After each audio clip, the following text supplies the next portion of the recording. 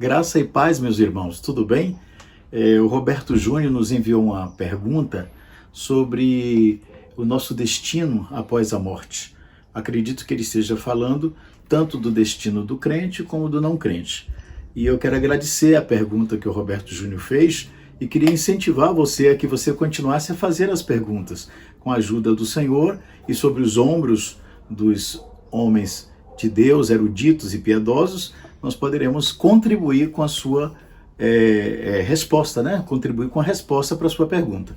Então eu gostaria de, em poucas palavras, porque esse é um assunto é um alimento sólido, né? É muito profundo, nós precisamos de mais tempo, mas eu não quero ficar sem dar a resposta para você. O que acontece quando nós morremos? Seja o crente ou seja o incrédulo, seja o salvo ou seja o perdido. Quando nós morremos, como um homem é um ser tripartido, ele é composto de espírito, alma e corpo, quando nós morremos, nosso espírito volta a Deus que o deu. Isto está lá no livro de Eclesiastes, lembra? E o pó volta à terra como era, mas o espírito volta a Deus que o deu. E não esqueça que em outro texto das Escrituras diz que Deus é o Pai dos espíritos. Ele é o Pai de todos os espíritos que todas as pessoas possuem, seja crente ou seja incrédulo. Todo homem possui um espírito. Até porque é isso que nos diferencia do animal, né? O animal tem corpo, alma, mas não possui espírito. Por isso ele não pode contactar ou receber Deus. Nós não, fomos criados à imagem e semelhança de Deus. Por isso temos um espírito, que é o vaso que pode receber o Espírito de Deus quando nós somos regenerados. Então, para onde vai essa pessoa? Primeiro, o espírito volta a Deus que o deu, o corpo volta ao pó, como era, né? E a alma, ela se dirige ao paraíso. Por quê? Porque o paraíso é chamado na Bíblia de lugar de delícias. A alma é parte do nosso ser que experimenta o prazer da alma, a mente, o que eu penso, a vontade, o que eu quero, a emoção, o que eu sinto. Então, quando o homem morre, quando a pessoa morre, ela vai para o Hades, que é o mundo dos espíritos que não estão mais neste corpo. Nós vamos usar uma expressão, isto é o mundo dos espíritos dos desencarnados, isto é, aqueles que não estão mais na carne, não estão mais nesse plano físico. Então eles vão para o Hades. O Hades é o lugar dos mortos. Lá no Hades nós temos dois compartimentos. Nós temos o paraíso, ou chamado na Bíblia de seio de Abraão. Você pode lembrar que Jesus, quando estava na cruz, nos seus últimos momentos, houve um daqueles malfeitores, ou um daqueles ladrões, que também foi crucificado com o Senhor Jesus, uma à sua direita, outra à sua esquerda, e o Senhor Jesus, aquele que se arrependeu dos seus pecados e creu no Senhor Jesus, ele disse, hoje mesmo estarás comigo no paraíso. Então aquele foi salvo, o outro foi perdido. E o outro foi para onde? Para o Hades. Só que no Hades nós temos uma divisão. Nós temos a parte que recebe os salvos, os regenerados, aqueles que se arrependeram dos seus pecados e creram no sacrifício do Senhor Jesus. Então a Bíblia chama isso de paraíso, lugar de delícias, ou também é chamado de seio de Abraão. Por que seio de Abraão? Porque para lá irão todos aqueles que creram como Abraão creu e foi justificado, diz a Bíblia. Então, o salvo vai para esse lugar. E o perdido? E aquele que rejeitou Cristo até o seu último momento? A Bíblia diz que a outra parte do Hades é chamado de inferno.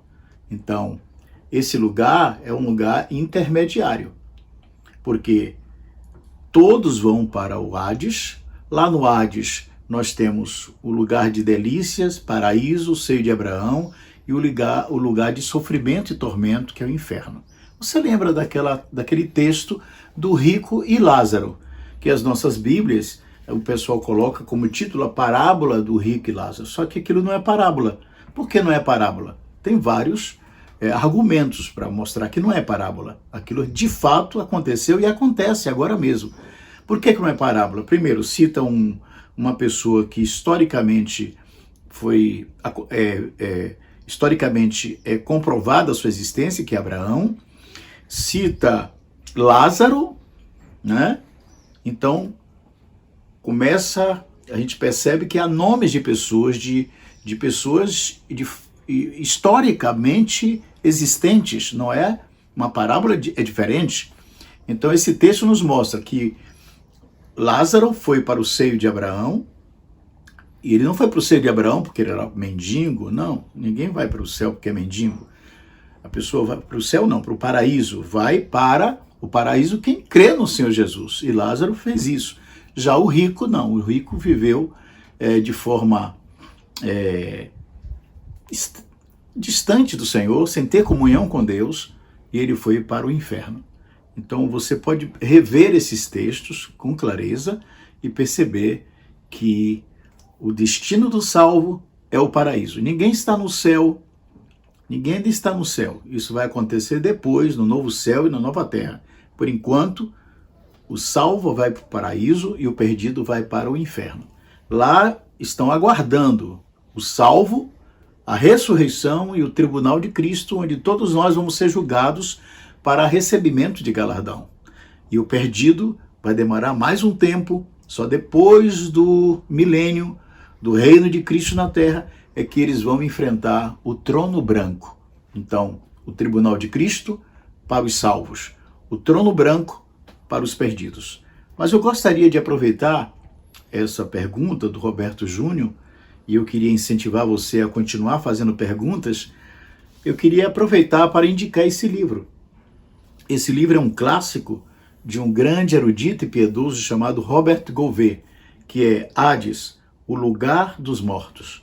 Então esse é um lançamento, é um livro extremamente profundo, e eu gostaria que você pudesse acessar o link da Amazon, e na descrição aí você pode comprar este livro, ok?